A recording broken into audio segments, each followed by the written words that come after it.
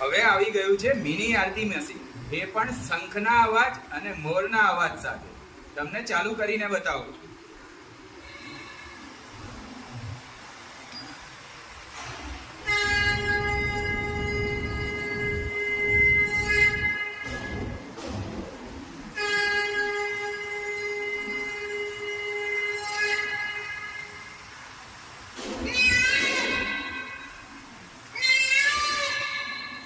આની સાથે સાથે અલગ રેગ્યુલેટર છે, એનાથી મશીન ચાલુ થશે.